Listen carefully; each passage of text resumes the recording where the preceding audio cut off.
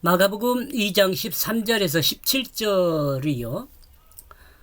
죄인을 부르러 오신 예수님, 바리새인과 서기관. 13절 먼저 보겠습니다. 13절 개역성경요. 예수께서 다시 바닷가에 나가심에 큰 무리가 나오거늘 예수께서 그들을 가르치시니. 제가 번역한 내용을 이제 다 한 번에 실어놨네요. 이게 여기 이번부터는 한 번에 해놨네요. 그리고 예수는 그 바다 근처로 다시 왔다. 그러므로 그 모든 무리가 그 자신을 향하여 나오게 되어졌다. 그러므로 그는 그들에게 가르치고 있다. 서기관과 대조를 이루는 사람이 등장합니다. 서기관은 유대인들에게 사랑과 존경을 받는 사람입니다. 그러나 본문에 등장하는 세리는 멸시와 천대를 받는 사람입니다. 아직 세리가 안 나왔는데 레위를 말하는 것 같아요. 지금 아마 여러분 레위 나올 겁니다. 레위.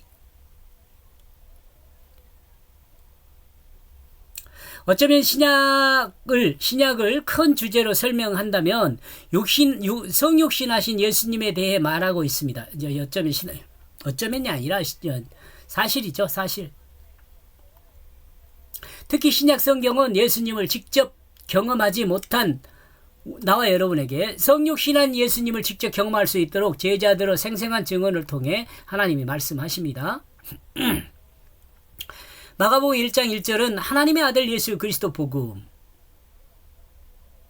요한복음 1장 14절은 시작이라고 합니다. 우리에게 예수 그리스도께서 전하는 복음의 시작이라고 확실하게 주제를 밝혀주고 있습니다.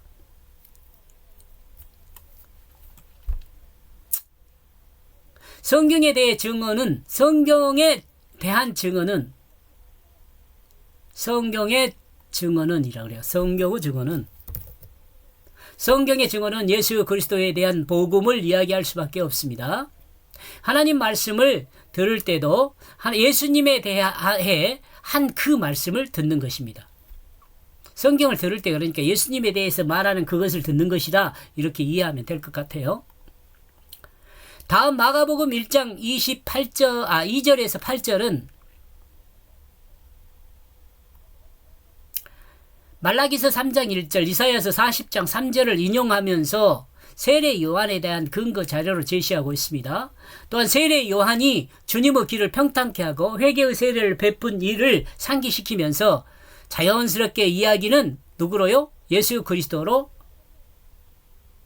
옮겨갑니다. 예수 그리스도께서 하신 그 일로, 사역으로 옮겨갑니다. 그런데 세례 요한을 소개할 때는 구약을 인용해서 소개하지만 예수를 소개할 때는 마가복음 1장 11절 하늘로서 소리 있어 가로되 너는 내 사랑하는 아들이라 내가 너를 기뻐하노라 라고 소개하고 있습니다. 성경의 내용상 세례 요한이 예수를 소개하는 것이 순서입니다. 그러나 예수 그리스도가 하나님의 아들이 되는 것을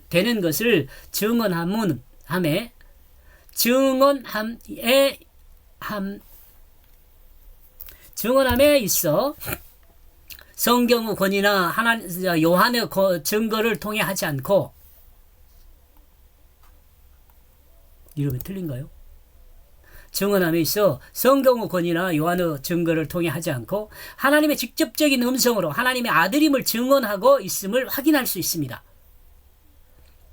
혹시 여러분 중에 하나님의 음성을 듣고 예수를 믿는 사람이 있습니까? 대부분 사람은 형제의 인도로, 자매의 인도로, 이웃의 인도로, 친구의 인도로, 부모의 강요 등으로 예수를 믿고 있죠, 지금. 그죠? 총신이라고 해도 되겠네. 신대원이라고 그랬는데, 지금은 이제 돌아가셨어요, 이분이. 젊은 나이에도, 그래도요. 예. 총신의 정무 교수님의 말씀에 의하면 신학교를 입학하는 학생들을 면담하다 보면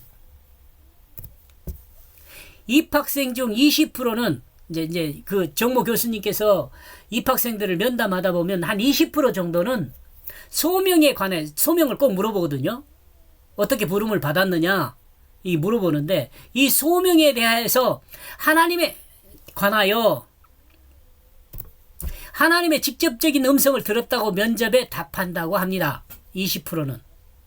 입학생 중 100% 면접을 하거든요. 근데 그 100% 면접하는 사람 중에 소명 다 물어봐요. 그 요즘은 모르겠어요. 근데 그랬어요. 제가 신학교 입학할 때는. 그렇다면 여러분 중에 그렇다면 여러분 중에서도 하나님의 직접적인 음성을 들은 사람이 몇 분은 있을 것으로 생각됩니다. 어때요, 여러분? 여러분 소명은 어떻게 받았어요? 소명하고 사명은 틀린 거 아시죠, 여러분?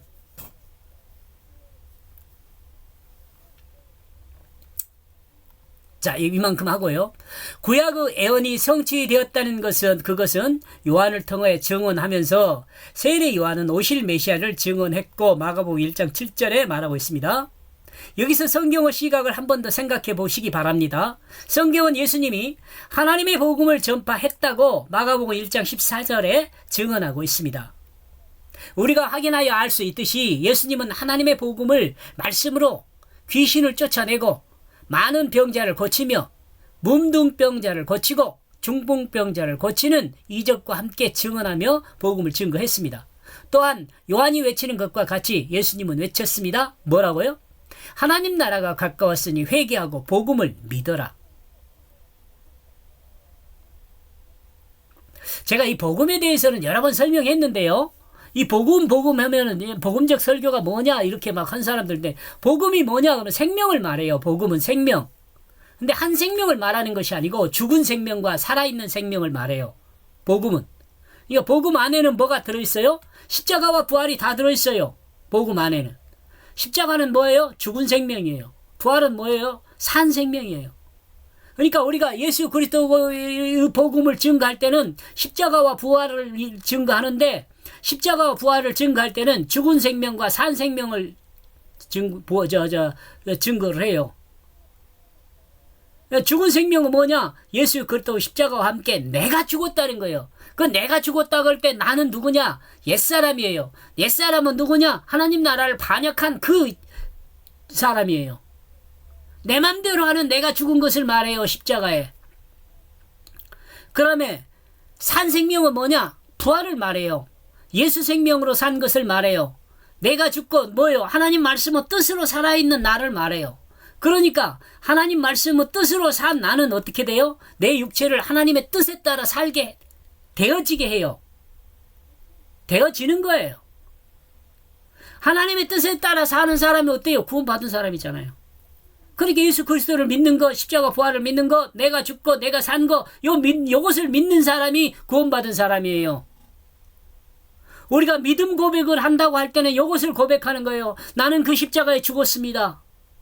내가 예수 생명으로 부활했습니다. 하나님 뜻으로 새 생명을 갖고 지금 살아있습니다. 요 믿음 고백을 하는 거예요. 요걸 믿으라는 거예요. 요걸 믿어야 구원을 받아요. 과거에 예수가 어떻게 했다는 그걸 역사적 사실을 믿는 걸 가지고 구원을 받는 게 아니고, 그러므로 로마서 1장 17절에 뭐라고 이야기하냐면 바울은 믿음에 이른다 그래요. 이 믿음으로라는 건, 믿음으로는 뭐냐면 예수 그리스도의 십자가와 부활을 믿음으로, 믿음에 이른다라는 것은 내가 죽고 내가 살았다는 그 상태에 이르는 것을 말해요. 이걸 믿음으로 내가 구원받은 하나님의 백성이 되고 하나님의 자녀가 되는 거예요. 예수님이 이같이 이적을 행할 때 한편으로는 기쁨이고 한편으로는 당황한 사람들이 있었습니다. 바로 이 사람들이 성경을 잘 알고 있는 누구요? 바리새인이에요. 서기관들이에요. 대체적으로 요 바리새인의 서기관이라고 하는 말은 서기관 중에서 바리새인이 된 거거든요. 그러니까 어떻게 보면 서기관들 중에 바리새인이라고 하는 것이 더 낫지 않을까 그런 생각을 합니다. 근데 해석상으로는 바리새인의 서기관으로 돼 있죠. 아니 여기 아직 안 나왔네요. 아직 안 나왔습니다. 바리새인의 서기관 나올 겁니다.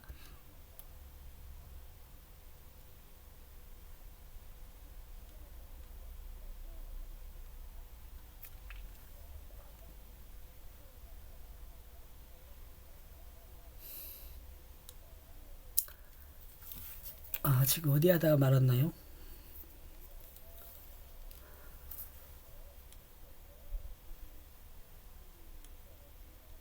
예, 여기네요.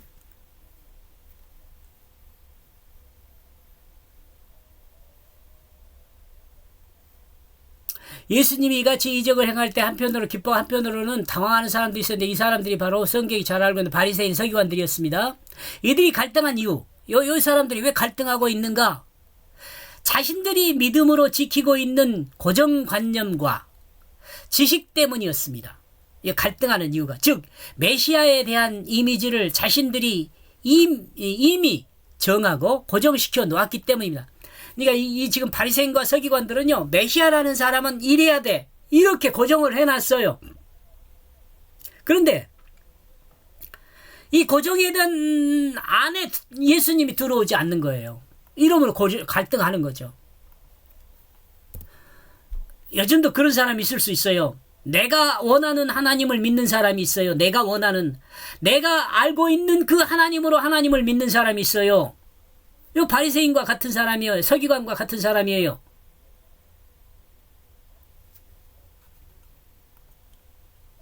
여기서 바리새인들의 바리새의 특징을입니다. 바리새인의 특징을 다시 살펴보면 예수님 당시의 바리새인들은 회당과 학교를 장악하고 대중에게 가장 존경받는 집단이었다고 합니다. 그리고 바리새인들의 신조는 에세네파 있죠. 금욕주의, 여자와 노예를 멀리하고 독신을 주장하는 신학을 갖고 있는 사람이요. 그리고 숙명론과 사두개파의 자유선택적 입장의 중간 노선이었다고 봅니다. 누가요? 바리새인들이요. 그러니까 사두개파하고 에세네파의 중간 노선을 취하고 있는 사람이 바리새인이요. 바리새인들은 죽은 자의 부활과 우리하고 같죠? 천사 믿죠? 내세의 상벌을 믿고 있었으면, 내세, 지금 내가 살고 있는데 상을 받고 벌을 받는다 그 말이에요. 예수님처럼요. 예수님처럼 오경을 인용하여 자신들의 논리에 대한 지지를 구했습니다. 그리고 바리새인들은 귀신 쫓는 일을 행하기도 했습니다. 누가복음 11장 19절요. 그리고 그들은 11조를 드리며 금식하는 일, 목요일과 금요일, 여기 설명할 겁니다. 월요일과 목요일에 금식을 했다 그래요. 자발적으로 행했습니다. 누가복음 18장 9절에 14절. 그리고 그들은 하나님을 모독하는 그것과 관음에 대해서는 사형을 집행했습니다. 바울이 그 사형 집행했잖아요.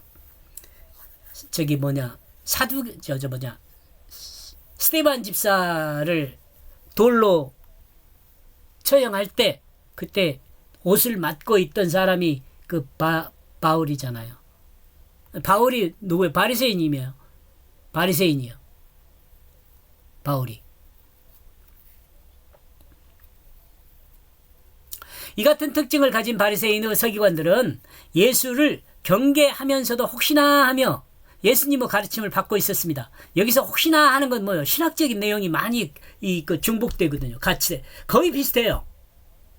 또한 예수님이 이적을 하는 것과 귀신을 쫓아내는 것을 보면서 많은 생각을 했을 것입니다. 왜냐하면 바리새인의 서기관들도 메시아를 기다리고 있었기 때문에 그렇습니다. 그러니까 예수님이 메시아가 아닌가 이렇게 좀 그랬다는 거죠. 어쩌면 바리새인의 서기관들은 예수님이 병자를 고치고 귀신을 쫓아내는 것을 보면서 흥분했을 수 있습니다. 드디어 메시아가 왔구나 이렇게 생각했을 수도 있다는 거죠. 자신들과 비슷하게 많은 민중을 위하고 이적을 행하는 것을 보면서 자신들이 기다리고 있는 혹시 메시아가 아닐까 하고 생각했을 수 있다는 겁니다. 그러나 혹시나 하는 의심 때문에 이 의심이 좋지 않아요. 믿음이 좋지 의심이 좋지 않아요.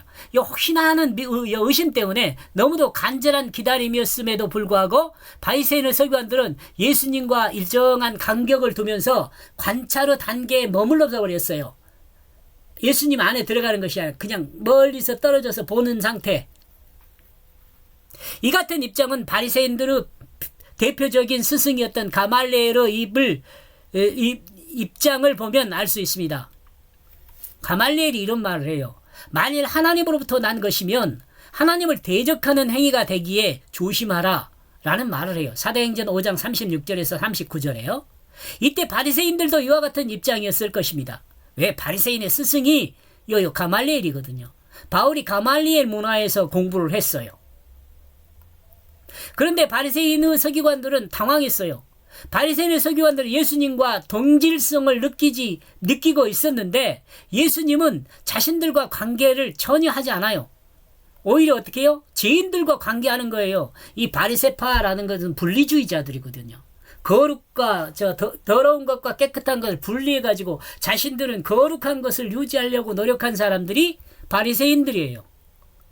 그런데 자기들이 기다리는 그 메시아라고 기대하고 있는 그 예수님이 거룩한 바리새인들과 이렇게 관계를 갖는 것이 아니고 죄인이라고 생각하는 세리나 뭐 이런 사람들하고 관계를 하고 있으니까 바리새인들은 조금 소외된 거죠. 소외돼.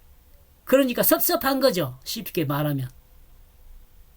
메시아를 기다리면서 더러는 절제하고 정말 경건한 생활로 금식하고 11조를 하면서 기다리는데 만약 진짜 예수가 메시아라면 자신들을 칭찬하면서 자신들과 관계해야 할 것인데 예수는 전혀 그렇지 않았습니다. 바리새인의 서기관들은 여기서 오해가 시작됐습니다. 예수님은 모든 사람을 대상으로 자신이 하나님의 아들인 그것을 가르치며 또한 자신은 하나님의 아들로서 죄를 사하는 권세가 있는 그것을 가르치고 있었습니다. 늘 말하는 것이지만 하나님이 예수 그리스도의 아들이라고 한 그것은 하나님의 뜻을 하나님 백성이 이해할 수 있도록 선택하여 사용한 인간이 알고 있는 언어를 차용한 것입니다. 차용. 가지고 와서 그냥 사용한 거예요.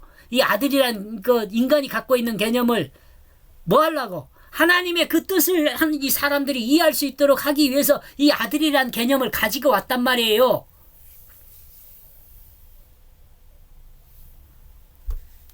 이러므로 하나님의 아들은 인간의 육체로만 이해하면 하나님의 아들이라고 하는 이것을 인간의 육체로만 이해하면 안 돼요. 성경을 통해 전달하는 하나님의 뜻을 축소하는 것이 되어야 돼요. 뭔 말이에요? 성경이 하나님 말씀이잖아요. 예수 그리스도는 뭐예요? 하나님 말씀이에요. 그러니까 앞에서도 설명을 했는데 성경은 예수 그리스도를 설명을 해요. 다시 말하면 예수 그리스도는 성경의 실체예요. 오해하게 되면 안 돼요. 우리는 이 점에서 주의해야 합니다. 성경을 통해 전달하는 하나님의 뜻을 축소하는 것이 됩니다. 육체로만 이해하면. 바리새인의 서기관들은 생각하기를 그렇다면 지금까지 우리가 살아온 삶은 무엇이란 말인가? 바리새인인 자신들의 의로운 행동은 무엇인가? 이런 문제들 때문에 바리새인들의 서기관들은 본문의 상황을 보고 확 당황하고 마음에 갈등하기 시작했습니다. 정확히 말하면 바리새인들의 서기관들은 자신들과 교제하지 않고 죄인들과 교제하는 것에 불만이 있었습니다. 이런 불만은 예수님께서 죄 사하는 권세가 있다고 하자 여기서 폭발하고 말았습니다. 그리고 자신들의 불만을 노골적으로 드러내기 시작했습니다. 바리새인의 서기관들이 생각하기에는 죄 사하는 권세는 오직 하나님 한 분밖에 없는데 그런데 예수가 어떻게 하나님을 대신할 수 있단 말인가?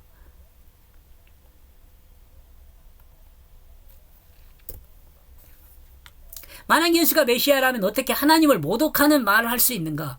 이러므로 바리새인들이 생각하기에 메시아가 아닐 것이라는 부정적인 생각을 하게 됩니다.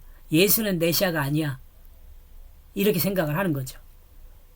본문의 내용은 마가복음 9장 9절에서 13절, 마태복음요. 마태복음 9장 9절에서 13절, 마가복음 2장 13절에서 17절, 그리고 누가복음 5장 27절에서 32절에 반복해서 기록된 사건으로 복음서 기자들이 중요하게 다루고 있는 말씀 중에 한 말씀입니다. 모두가 예수께서 말씀하시기를 내가 의인을 부르러 온 것이 아니요 죄인을 부르러 왔노라 하고 말씀하고 있습니다. 또 특히나 특이하게 누가복음에서는 추가한 말씀이 있는데 죄인을 불러 회개시키러 왔노라고 말합니다. 공관복음에서 본문 내용의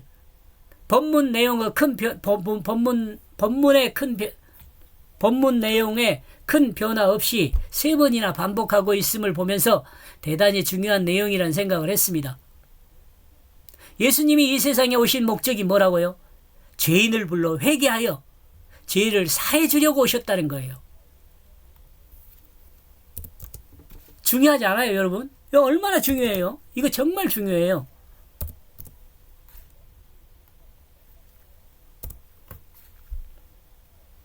예수님은 자신이 죄를 사하는 권세를 가지고 있다는 것을 중풍병자를 통해 가르쳐 주었습니다. 마가복음 2장 10절요. 그러나 이 예수님의 가르침을 바리새인 서기관들은 오해했습니다. 여기까지 보겠습니다.